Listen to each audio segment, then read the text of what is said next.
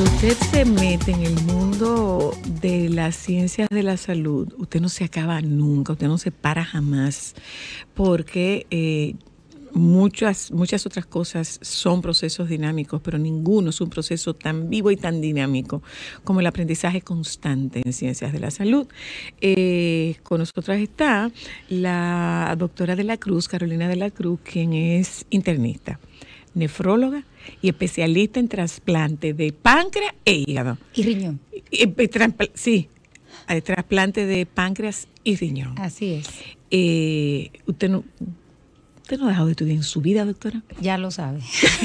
Mire, hay una nota con una noticia suya, que es por lo que nosotros la contactamos, y es que se notifique de manera obligatoria a los pacientes que van a diálisis. ¿Cómo es esto? ¿Dónde está la obligatoriedad, doctora? Buenas tardes. Bienvenida, doctora. Muchas gracias por el espacio, sobre todo, ¿verdad?, un espacio para las mujeres. Gracias, doctora.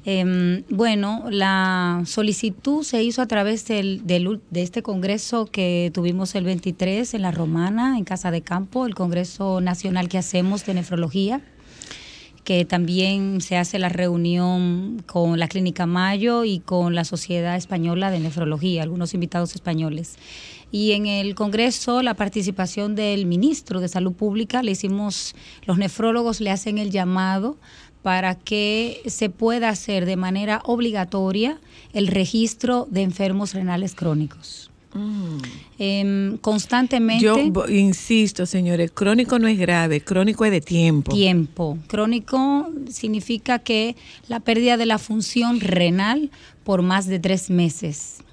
O sea, la incapacidad o la insuficiencia renal crónica, disfunción del riñón, creatinina elevada, potasio elevado, necesidad de diálisis por más de 3 meses. Es lo que se identifica como enfermedad renal crónica.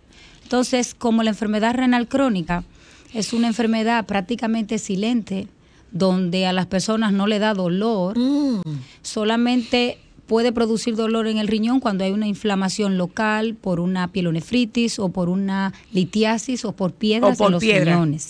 Sin embargo, la enfermedad renal tiene un curso crónico en el tiempo, sobre todo en pacientes que tienen enfermedades crónicas no transmisibles como es la hipertensión arterial, la diabetes mellitus o enfermedades glomerulares, que es la inflamación del riñón en un porcentaje menor, o enfermedades hereditarias. Y este tipo de afección no produce dolor. Como no produce dolor, puede pasar desapercibida. Inmediatamente una persona solicita ayuda médica. Si vemos que hay una alteración de la función renal, lo correcto es notificar y enviarlo al nefrólogo. ¿Cuál es el ritmo de evolución de esa patología, doctora? Bueno, ¿es rápido? La enfermedad renal tiene 5 etapas. Por ejemplo, una persona que sea hipertensa de más de 10 años, controlada, bien seguida y que pase de los 55, 60 años, va a tener afección renal, estadio 1, solo por el hecho de la edad y la hipertensión. Si a eso le sobreañadimos que es diabético, puede estar en estadio 1 y 2.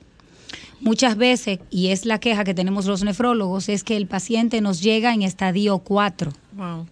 Cuando ya la función renal está perdida en un porcentaje muy alto y que solamente tenemos un 25% de función renal. ¿Qué hace que el paciente acuda a la consulta?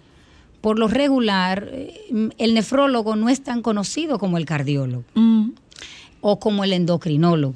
Entonces nosotros siempre hacemos un llamado a nuestros colegas que nos refieran los pacientes cuando ven con un simple examen de orina que hay una cruz de albúmina o de proteína positivo, que esto no lo podemos pasar por alto, porque puede ser el inicio de una inflamación glomerular en el riñón. O en una prueba de evaluación que veamos anemia y alteración de la creatinina y el nitrógeno ureico, que son los 2 productos de desecho que medimos en sangre para saber cómo está la función renal. Okay. Entonces, si esto está alterado, lo correcto es ir al nefrólogo. Pero independientemente de esté normal o alterado, si la persona tiene hipertensión, diabetes, edad, debe de ir a evaluarse con un nefrólogo para ver en qué condición están sus riñones y nosotros poderle dar la recomendación de cómo cuidar sus riñones.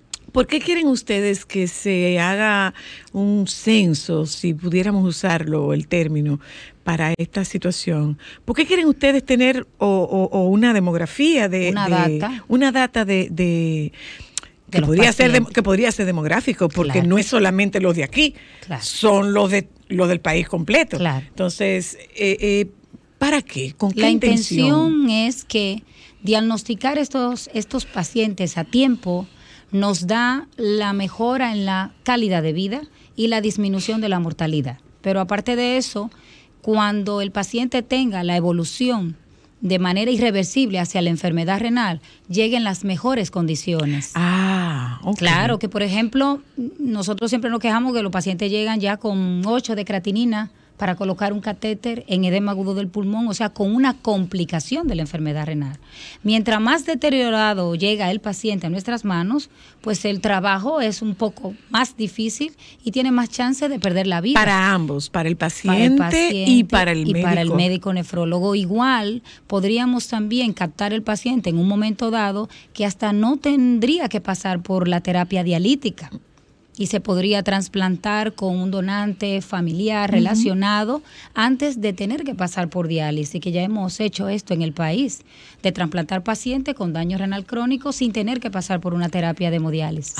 Mira qué bien. Entonces, ¿cómo vamos en términos de trasplantes, doctora? Pues en trasplante renal, a pesar de la pandemia, porque antes de la pandemia, en el año 2019, fue un buen número para nuestro país. Nos sentimos bastante orgullosos porque llegamos a 87 casos en un año. ¡Qué bien! Y este fue el año más fructífero en lo que fue el trasplante, con un mayor porcentaje de donantes cadavéricos. Eso habla de que la cultura ha mejorado y de que la educación de la donación también ha mejorado. Pero ese es un dato, doctora. Importantísimo.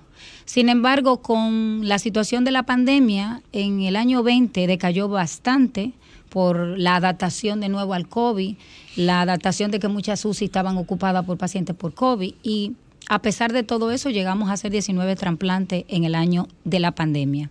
En lo que va de número. Claro, en lo que va de año. ¿Cuál es la tasa de supervivencia? La tasa de supervivencia, bueno, los pacientes de pacientes trasplantados al primer año tienen una supervivencia de un 95% con relación al injerto renal.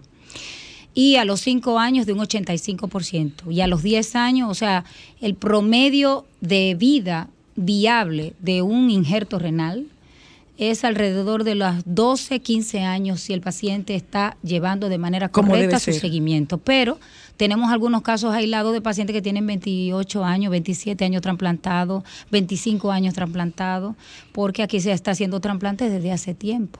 Entonces, el trasplante de verdad es el tratamiento sustitutivo renal ideal. O sea, hay personas con enfermedad renal que no podrán trasplantarse por ciertas condiciones cardíacas, por la edad, depende de manera individualizada. Porque es costoso. Con el costo hemos avanzado también, porque hace 5 años atrás esto no había cobertura. No había cobertura para el donante, pero ya ahora hay cobertura hasta para el donante de vivo. Sí, porque tenemos que tener en cuenta que hay dos personas. Así es. Y también, 2 personas y 2 equipos. Exacto. Y también la donación también la cobertura de la donación cuando se recibe de un donante cadavérico. Lo que todavía no se ha podido lograr es la cobertura para el donante o para el receptor del trasplante hepático y también para el receptor de trasplante pancreático. En eso está trabajando ahora el INCOR. Nos falta cultura ahí. Sí. La parte religiosa juega un papel importante en la negativa familiar. Lo otro es lo educacional, que estamos trabajando, ¿verdad?, con las personas desde antes de que lleguen a la universidad, en las escuelas, con charlas, para dar a conocer lo que es la donación. De que cuando una persona tiene muerte encefálica, ya está fallecido desde el punto de vista neurológico, con una muerte encefálica, estos órganos deberían de utilizarse para alguien que lo necesita, que está dependiente de una máquina o que puede morir prontamente por falta de un hígado. Claro. Y en eso hay que trabajar más, en lo educacional, y en lo cultural. O sea, mire, doctora, para despedirla, sí. ¿qué tuvieron ustedes? ¿Cuál fue la respuesta a esa solicitud de hacer un censo de pacientes en diálisis? Bueno, el ministro dijo que sí, que estaba en pro de ayudar con la data de la estadística. ¿Y ustedes como sociedad? Nosotros como sociedad ya el año pasado se había hecho un levantamiento y varias presidencias anteriores habían intentado, pero de manera única solamente la sociedad. Uh-huh. Ahora es diferente cuando es con el ministerio, que es una orden más directa ya estatal. Ojalá. Pero el registro es sumamente importante y hay que registrar los pacientes para saber lo que tenemos, para dónde vamos y cómo podemos resolver los problemas. ¿Y dónde los tenemos? Exactamente. ¿Dónde los tenemos? Gracias, doctora. Muchas gracias. Diantre, ya sí sabe. Ay, sí. Gracias. No solamente eso, o sea, la facilidad, lo bien que comunica, doctora, y que sea entendible y sensitivo. Claro que sí. Que sensibilice, sensitivo no, que sensibilice. El plan es ese, poner nuestro granito de arena para ayudar a estos pacientes. Aquí gracias, estamos, doctora, a su orden y a su disposición. Muchas gracias. Vámonos a publicidad, regresamos de publicidad, bandejas y accesorios otoñales. Ya volvemos.